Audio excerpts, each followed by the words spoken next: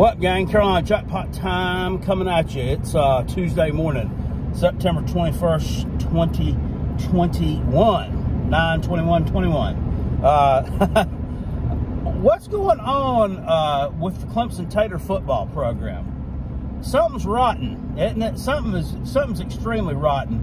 I think the program's dead. I think it's dead, or it's dying. It's dying a slow death. I tell you what, when you thought it couldn't get any worse, okay, you got your fans turning against your coaches. Yeah, you know, you don't have coaches and fans lashing out at your players yet, but you keep on. It's coming. Keep on. It's coming. They rode the struggle bus to a win over Georgia Tech this past Saturday. To give you a little backdrop on what's going on. Let me go back even further than that. Let me give you a little backdrop of what's going on, and in case you're not up to speed here, in case you're not a Tater fan, and you don't exactly know what the story is. First of all, they dropped the season opener to Georgia 10-3. Okay, they talked shit all off season about how you know, they were going to go in there, they were going to murder Georgia, they were going to beat them by 3 touchdowns. It wasn't going to be a problem. Blah blah this, blah blah that. We're reloading. Blah blah. 5 stars. Blah blah blah. They go in there, look absolutely terrible. Their offensive line doesn't look like they know who to block, much less do they block anybody. And while we get to that point, we're not talking about the Gamecocks just yet, okay? I know the Gamecocks' offensive line has problems. I know this, okay? You don't have to remind me of this. The Gamecock offensive line and the Tater offensive line look almost one and the same right now. They look almost one and the same right now. The problem is, the South Carolina offensive line is full of guys who have been there. Okay? We lost 1 starter off last year's team. Well, were they a great offensive line last year? No. They did pave the way for a 1,000-yard rusher last year. The Tater offensive line last year, full of 4 and 5 stars. They lost a bunch of those guys. They've got a bunch of freshmen and sophomores. So I can expect you to make a few mistakes, all right? I would not expect you to look as bad as you have, and I wouldn't expect you to give up 7 sacks in the first game against Georgia to the DJU. 7. I got my odd numbers confused. 7 sacks. He took. DJ Ukulele laid down 7 times. Awful. Okay, so you lose that one, and you spend the whole week, you know, trying to explain the loss away, trying to tell us how great Georgia is. By this time, you know, you're on their train, beating that Georgia drum now, because they done embarrassed you and put you 0-1. Then you go out, you play South Carolina State, a nobody, and you blow them out. But it's still not good enough. Ukulele didn't play good enough. He only threw for 100 and something yards. He threw 1 touchdown. Throws an interception against South Carolina State. Yeah, throws an interception. And we move along to the next week against Georgia Tech. Okay, play Georgia Tech. Now, this is a sorry team from the ACC Coastal that has lost to Northern Illinois in the first game of the season at home. They lost to Northern Illinois, a MAC team who didn't win a game last year. And I'm not talking about they went 0-4 and half their games were canceled due to COVID. No, they went like 0-10. Okay, so you lose to Northern Illinois, Georgia Tech does. Then they win next week. So they come into Tatertown 1-1. This is a team last year you beat 73-7. 73-7. You beat them by 12 touchdowns. Clemson was allowing fans to play quarterback at the end of the game last year. It was so bad that Trevor Lawrence and crew shredded them up so bad. Okay. You ride the struggle bus. In the first half, you're beating them 7-0. You have a long lightning delay, and you end up ahead 14-6. You get a safety at the end of the game there, in which they cried and said it wasn't a safety.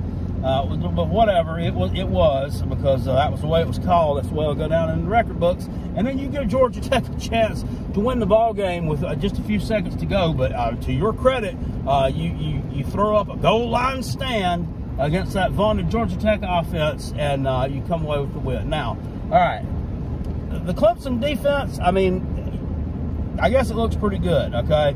I guess it looks pretty good. I say I guess it looks pretty good. Everybody say, well, they're one of the nation's elite. Well, I guess you look pretty good, okay? You held Georgia Tech to 6 points. I mean, Georgia Tech is terrible. I mean, I don't know what else to say. So I'm not going to give you a whole lot of credit for that. I'm really not. South Carolina State, did you shut them out or did you give up a touchdown? I'm not sure. I think you shut them out. Well, they scored 3 points. Whatever. That is what it is. That doesn't matter. And, you know, Georgia, yeah, I mean, you shut them out or you allowed them 3 points, but I don't believe Georgia's offense was quite clicking on all cylinders in that game. They got things right the next week against UAB and kind of took it out on the Gamecocks the next week. So, you know, it wasn't so much what Georgia or what you did as much as what Georgia did not do in that first game. That's what I like to say. I mean, but you got your first team was your first team running back, Lyn-J Dixon, transfers yesterday. He enters the transfer portal, which, you know, I could see this happening 2 weeks ago when he gets put in the doghouse. Running back coach C.J. Spiller, former Tater superstar, gets into it with him, and they put him in the doghouse. And then he decides to leave. I mean, you know, this is ridiculous. I mean, you're supposed to be this great institution of higher learning, this great bastion of Christianity where we teach leadership and development and blah, blah, and we only have the best character around here, blah, blah. This guy was a senior. Okay? He was a senior. He's a senior, and he's getting on Instagram after he got sit down in the first game and putting up stupid stuff like, I want to see my brothers eat on the field, 100, 100, blah, blah, blah. Who does that? I mean, that's silly. That's okay. A freshman, I can see doing that. A senior, you're a senior. You've been there forever. Okay? And you're supposed to be the starting running back, or you were, and you're mad because they benched you because your attitude is piss poor, and because you're letting some little freshman come in there and steal your thunder. You know what?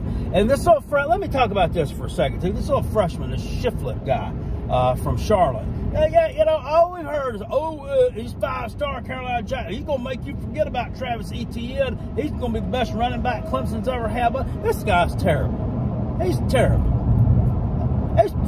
This guy fumbled like 4 times the other day. Fumbled like 4 times. Georgia Tech had a real defense. They would have recovered them. As soon as they recovered 1. This guy's it's just not good. Not good. I'm sorry. Travis Etienne, second coming? No. Better than Travis? No. Travis Etienne was the best running back in Tater history. He was the best that you have ever had, and that is the best that you ever will.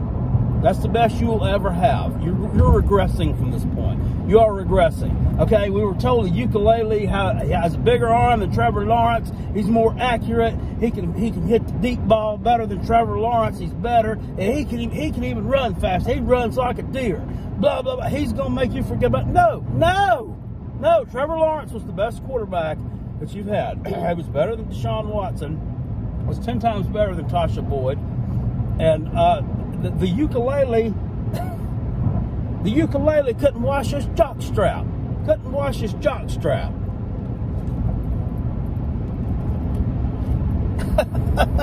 He's like, and then I heard on Tater Radio yesterday, they're sitting here talking about, well, you know, some caller called in and said they needed to maybe bench the ukulele, the broken ukulele, in favor of the backup Tyson Fumaton.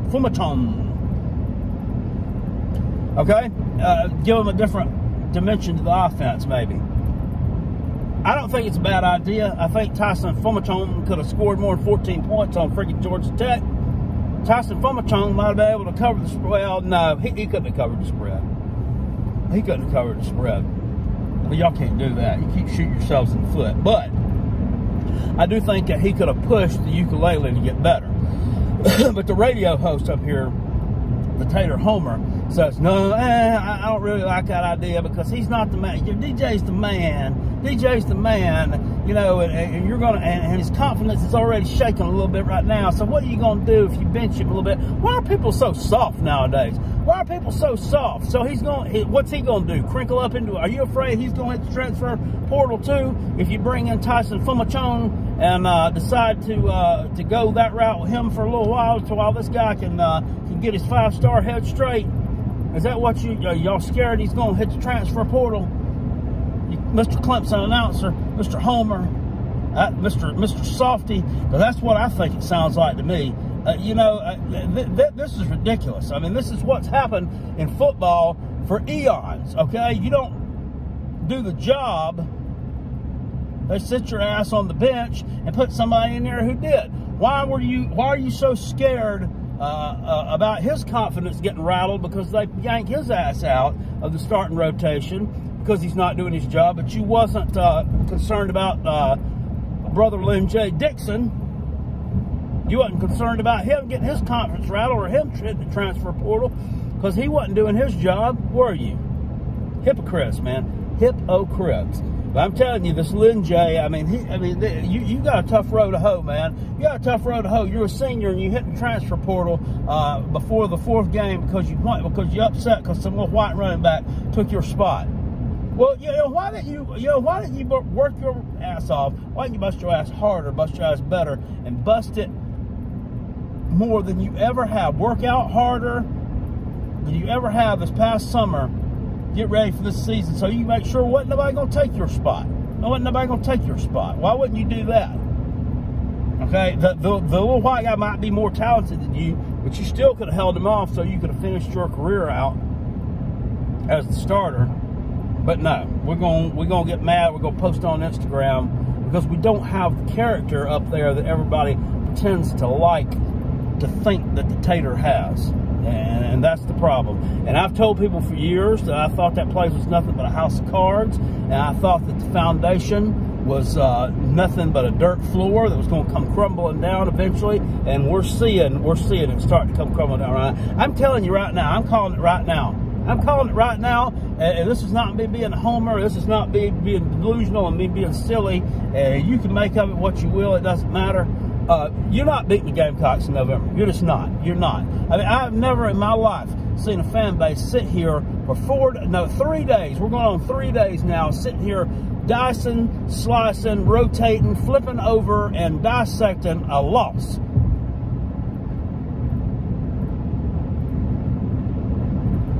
Oh, never mind. It's not a loss. It was a win. I've never seen anybody flipping, dissecting, autopsying a win and whining about it as much as you people have the past 3 days. Guess what? Nobody's talking about NC State. Nobody's talking about NC State that you got to play this Saturday. They can beat you. In fact, I think they will beat you. I think they're going to take you down in Raleigh. I really do. And I'm not being facetious here. I think that is bound to happen. They played you tight before, and in the past couple of years, you kind of thumped them a little bit. I think when they thought they had a little bit of an attitude, and they were going to come in there and they were going to play in a close game, you came in focused. You're not focused right now. You're not focused. You're worried about Lyn-J. You're worried about the broken ukulele. You're worrying about, why is this happening? Why is our offensive line not blocking good? When are we going to fire Tony Elliott? When is the sun going to come up? You're worried about everything in the world, but you're not worried about NC State. They're going to beat you on Saturday, and I'm telling you what, the Gamecocks are going to beat you in November too. Bank on it. Bank on it. I like what's going on in Columbia, South Carolina right now a lot more than I like what's going on in Clemson, South Carolina.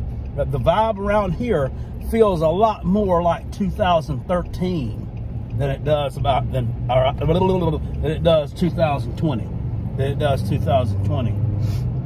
The stench from Muschamp is slowly starting to fade away. The stench is starting to fade away. And it's starting to smell like a rose around here. Love it. I'll see y'all later. Don't sleep on that pack. Appreciate you. Peace. And I'm out, and I go a Gamecock. Woo!